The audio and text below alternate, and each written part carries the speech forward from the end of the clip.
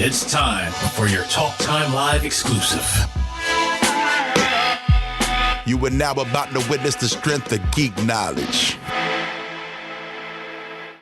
Folks, welcome to a special New York Comic Con edition of Talk Time Live exclusive. I am your host, Xavier Josiah, and for the fourth time in a row, I was able to attend this great event, and might I say this year was probably the biggest to date. DC and Marvel made their presence in a big way. Their presence were definitely felt at this year's convention, as well as many other stars that have made their appearance, maybe for the first time, that fans were clamoring for. And it was just an awesome week of events from there. But one in particular, and as every year I do, I cover as many panels as I could possibly can, get a lot of photos, get a lot of video footage, and give my highlight podcast on TalkTimeLive.com, which you'll hear very soon, of course. But there was one panel that I had to make, and it was based around this graphic novel, this successfully crowdfunded graphic novel by the independent company called AWA, who is coming out with this story based around one of the biggest conspiracy theories in the Black and hip hop community. And they're making a fictional, hopefully it's fictional, narrative about it. And they are working alongside some really heavy hitters right there. It's being written by Brian Edward Hill, but also it is being presented by one of the biggest names in media right now, not just hip hop media, but media in general. And that is none other than Charlamagne, the God of the Breakfast Club, who is putting his 2 cents into this project and working alongside with them. But they're also working with an undoubted legend in the comic book industry, and that is Denys Cowan. You might recognize that name from Static Shock. If you're in the hip hop community, if you're a hip hop historian, then you know he was responsible for the album cover for the legendary Liquid Swords by the GZA. So we got all three of these guys coming together to form Voltron to create this very interesting kind of noirish thriller, based around one of the biggest conspiracy theories out there. And they got together to do a panel on New York Comic Con that I attended. It was pretty damn awesome. But on top of that, they also had a press event, which I was invited to. And I want to give a big thanks to DKC, as well as AWA and Repop for including and inviting me to this event. It was an awesome event. And you're going to get to hear and see all of that right here. So you're going to learn more about the graphic novel and their contributions to it. We get to talk to Charlamagne the God for a brief moment.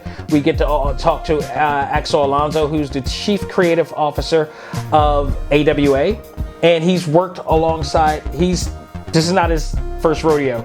Axel Alonso also worked on the variant covers for Marvel, the hip hop variant covers that we were all, hyped about back in the day. Not even back in the day, it's like a few years ago, or just a few years ago, but he was responsible for all of those variant covers, and he's doing the same here. And Charlamagne had the task of actually picking those variant covers for this particular project. We talk about all that and much, much more in here. So without wasting any more time, here is the full press interview of the ILL-UMINATI. Enjoy. Where did this story come from exactly?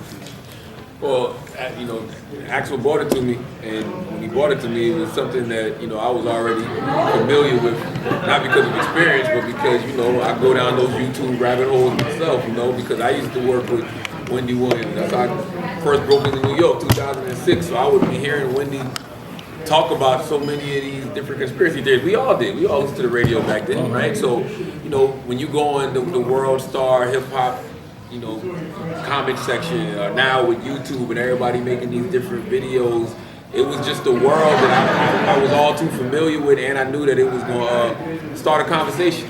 And that's what I like to do. I want to entertain people, and I want to get a conversation started. Like I said in the other room, literally everything is rooted in conspiracy now. Like if there's a story that breaks online today, everybody's going to have a million different conspiracy theories about it. So I feel like this book is just going to add to that conversation. Awesome. Go ahead. What's up? Al Mega Comic Crusaders is popping. How did you assemble the creative team for this project, and what was the collaboration process like? Oh no, that's excellent. Well, Brian was a writer. I spoke with Charlamagne about the artist choices when I mentioned Denys Cowan. They're convincing. He's a legend. So we brought Denys on and Bill concurrently, and then he recommended Sanford Green for the covers.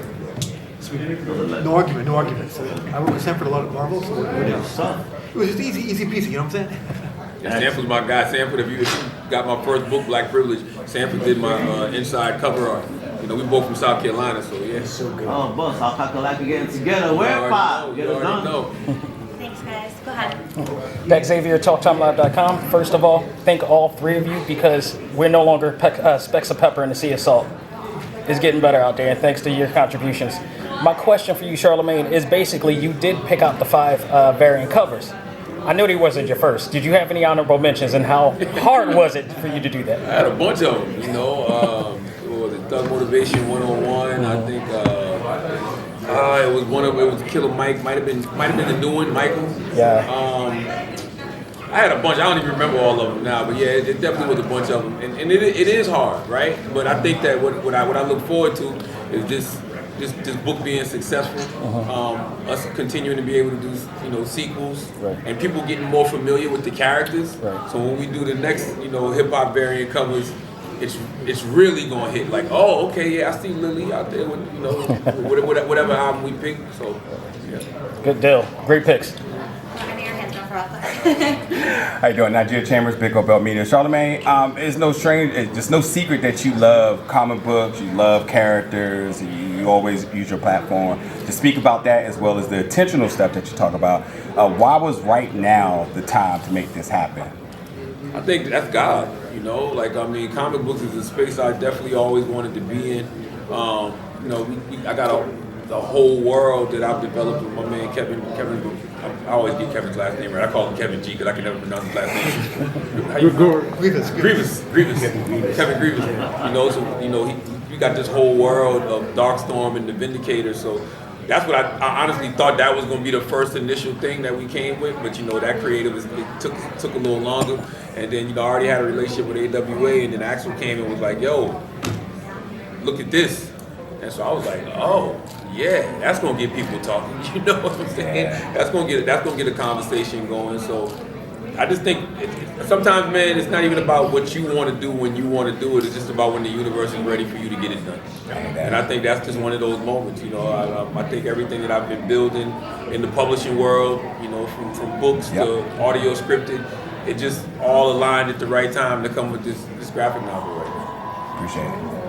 All right, I'm so sorry. This is the last one for Char specific. So if you're burning, dying, go ahead. I mean, it's for him and for the panel.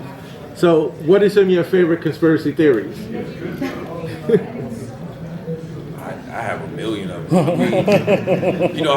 There's an old Breakfast Club interview with Jay-Z, and I asked Jay-Z just about conspiracy theories in general and why whenever somebody is successful that's black or brown, that comes from the hood or a rural area in the South like I do, how come when they achieve some level of success, people can't ever say, oh, it was hard-working God. It has to be some type of nefarious means. He sacrificed 1,000 gerbils and drank the blood. Like, why does it always got to be something silly like that? So, there's not one personal conspiracy theory that I like, but I really do enjoy all of them because I can't believe the audacity of people to not just want to give success, give people their props for being successful because of hard-working God. Thank you. Like, I don't know why that's such a strange concept for people. Oh, this person has talent, they worked hard, they believe in something bigger than themselves. Like, why is that such a strange concept for people to grab? Gentlemen? It's just been around forever, that whole concept. I was just thinking, in the early 30s, late 20s, you heard of Robert Johnson? You never heard of him? He's a blues player. He's the one who went down to the crossroads, couldn't play a thing. He went down to the crossroads late night, midnight in Mississippi. This guy appears, takes his guitar from him, tunes his guitar for him, hands it back to him. The stranger walks away. Robert Johnson takes his guitar, and now he can play. He can play like he's never played before. Sold his soul to the devil. That was one of his original theories, like this dude sold his soul to the devil. Then died at 27, so he's the first person at 27. Died screaming in agony. Why? What happened? Because somebody enforced it. So he was seeing things. It was like this whole thing. That's when a lot of that stuff started. Like conspiracy, the devil, you know, all that stuff. So when I hear Black Illuminati, I go way back. I go back to the dirt in Mississippi. And I look at that and I'm like, okay, that's what we're talking about here. Like, just a real thing. So it's always been around. Mine is assassination attempt on Trump. What assassination? Thank you guys so much. We're gonna let Charlamagne. Thank you, sir. We're gonna have Denys and Axel stay on, so you're welcome to stay and ask more questions. Actor, appreciate you, brother. Listen, y'all have a great day. Thank you, Charlamagne. Later, brother. Be easy. Thank you, Charlamagne. Great, so we can just kind of keep this going. Press conference side, that works for all of you? Yep. Amazing. Go ahead. This one's for Axel. We are now seeing a lot more, and you guys talked about this during the panel, a lot more established TV and film writers coming into the comic book industry, bringing in some fresh, new, complex, story and sophisticated narratives. Thinking of people like Kevin Smith, for instance, Jeffrey Thorne, who has worked with, Milestone Media recently. He's a friend of the show, friend of my show. Been on many times, love him. What do you believe is the benefits of actually acquiring, those writers to add on to the depth of comic books? Well, I think the bigger your pool of writers, the better options you've got, really. Right. And people that are trained in others. I mean, the problem with comic books is when people only read comic books and that's what they're drawing from, all they do is more comic books. If Absolutely. they're drawing on history, other things, they make more complex comic books, better stories. So I think the more the better, different types, Agreed. That's what I would say. Yeah. My voice is dying. Thought you was about to freestyle for a minute. If only I could. Chad for that comic launch. This is one of the second Kickstarters you've done. Is this something we should be looking for on a regular basis from you guys, along with the rest of your publishing? Yeah, this is the fourth Kickstarter we've done at this point. We will be doing more, but also more in the direct market. We plan to do the direct market next year. Yeah, we've not abandoned the direct market. It's just we have to diversify. We've had a lot of success selling IP, but again, we're a publishing company first of all. Are you finding you're reaching like a wider audience using the Kickstarter? Yes, getting right to the fans. Yeah, selling in the direct market would be a real challenge. Selling it to people, impulse buy is a whole thing. Got a question for you, Denys, right here. So, in terms of visuals and design, what should fans expect from the art style in Illuminati? The art style in Illuminati is, fans should expect what we usually do, what Bill and I usually do. With every story, we try to get a little deeper in the character. We change our style up a little bit. It's not the same style as the other ones. There's a different emphasis on stuff. It's a darker story. So there's a lot more use of black and white contrast imagery. It's a horror story. So the imagery reflects that. I'm able to, like I said, there's scenes with her sister in it. And Yes. there's scenes with her sister in it. And with Lily's sister in it. And I'm able to show her in a very different kind of style than people are used to. So Bill and I have been able to experiment with the art style because of that. Ooh, Legends experimenting, I cannot wait. It's a lot of fun. Yeah, definitely want to talk about the backdrop of LA and how you was able to utilize that and that decision over in New York. It's Brian's decision. He lives in LA. I live in LA. Where would you know, right? That's true. I mean, I'm from New York. I'm from Queens. From Jamaica, Queens. Yeah. I live in Los Angeles now. So I'm just using what's around. Okay. Can you kind of dive into that a little bit more when you say using what's around you? How do you isolate yourself? I'm familiar with all the things that Ryan was calling for in the script. Since he is in LA, since he is exploring, I know where a lot of these things are. I know those motels on the strip. I know where she is. You know what I mean? So it was easy. It was easy for me. It was good. That's what we're using what's around. Right. Yeah. I avoid them. So. Thank you.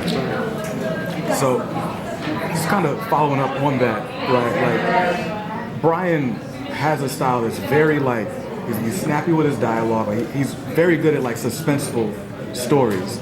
And then specifically when you and Bill work together, you tend to explore darker tones, right? What would you say with this, being able to like kind of flex his muscle outside of like traditional stuff that you've done, what was your favorite part about going deeper in this art? Oh, it's pretty easy. Being able to take your time with setting up scenes. You know, because of the nature of the book, we were able to go over pages where we explored the depths of what Denys going through, you know, and explore that visually. That was fun for me. That was good. You know, you got a lot of chance to play artistically with a lot of stuff that you wouldn't normally in an action, you know, Def Lock comic or something like that. It's got to be a fight every 3 pages, or why are we even buying this? Right. But this gives us a chance to really explore, and it's for a different audience. It's for an audience that wants that kind of thing, that hungers for it. You know, they don't have to have the action every page, but when the action happens, they need a big payoff. So that would be how I approach it. That's a good question. He asked me no questions. Okay, sorry. Denys, you've been involved in some groundbreaking, game-changing projects throughout your career and all this stuff. Where does Illuminati stand, in your opinion? In the pantheon of all the great things.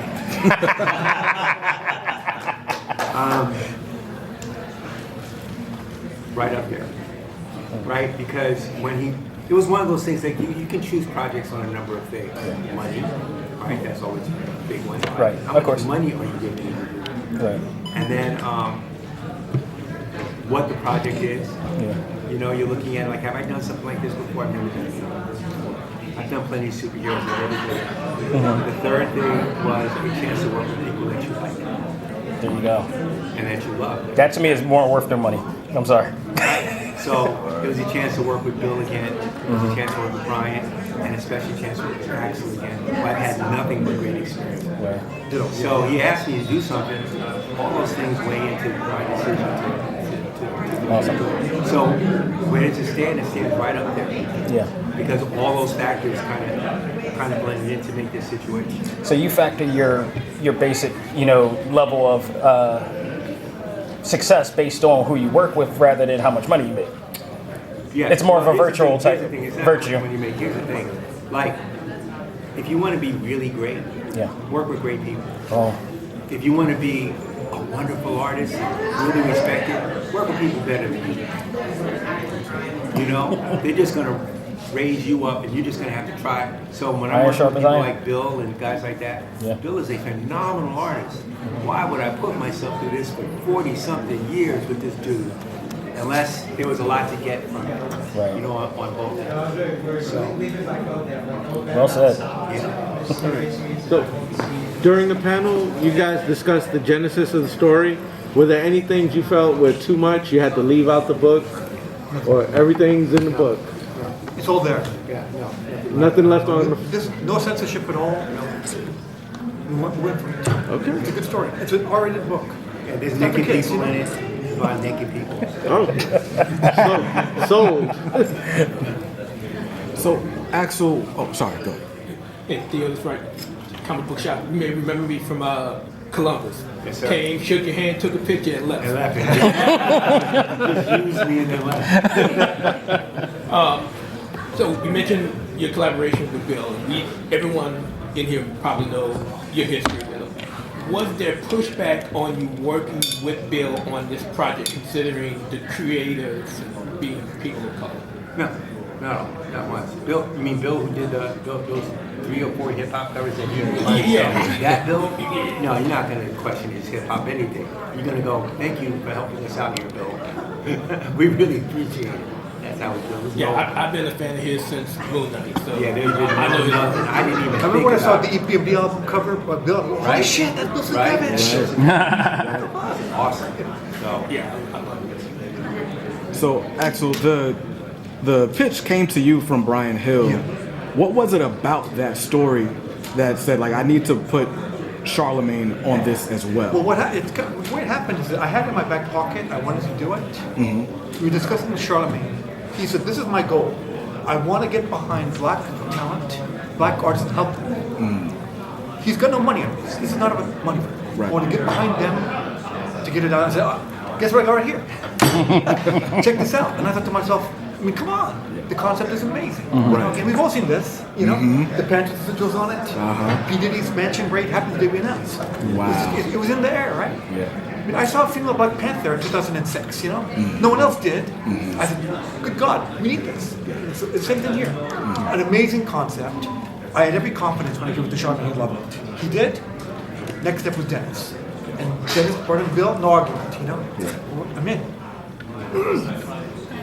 After telling Lily's story, are there any plans to expand the Black Illuminati universe? Tell somebody else's story? We said that this one sells. Okay. If it's successful, you know, there might be big. 4 sequels. But, you know. In success, the sky's the limit. Yeah. There's no gift though. Isn't the Kickstarter already funded?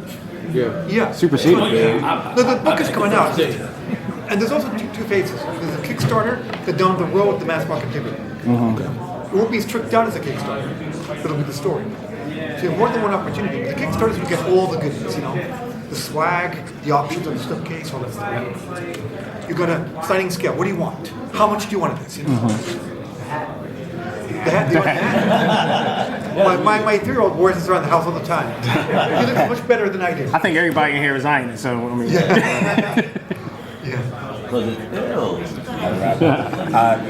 Much like I think somebody said, having Charlamagne a part of the project, has anybody else picked up the phone to pique interest, and or is there interest of anybody else that you may want to collaborate with down the line?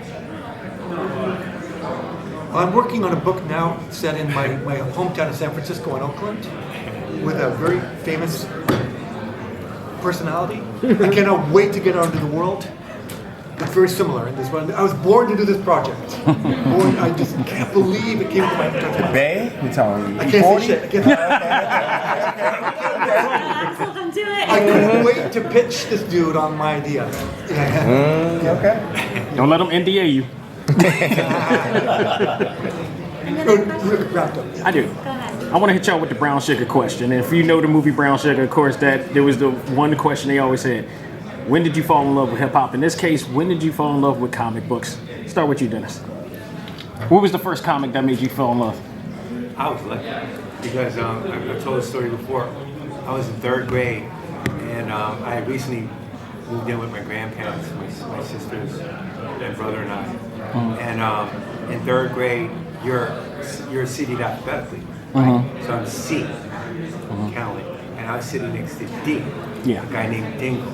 A guy named Derek Dingle. Right. And Derek's the guy who ended up co-founding Milestone.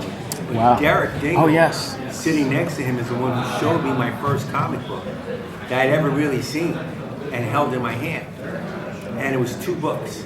It was Fantastic Four introducing the Black Panther.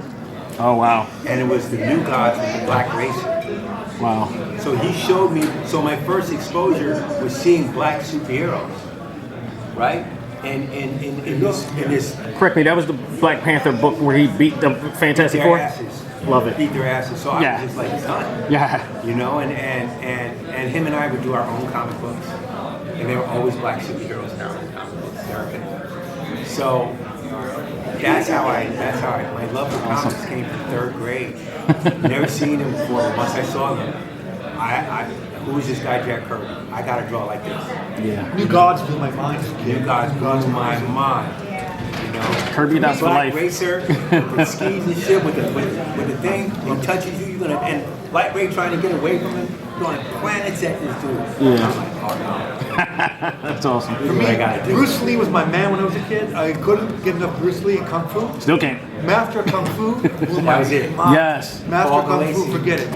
When we had his brother Midnight and he killed him, oh my God, I was just blown away. That was back in the day when we used to go to 7-Eleven or the corner store and they used to be on the rack. 20 cents on the rack. That's how old I am. I just won't. You didn't care about the wrinkles in the corner either? Just No. shit of a Dude. Title.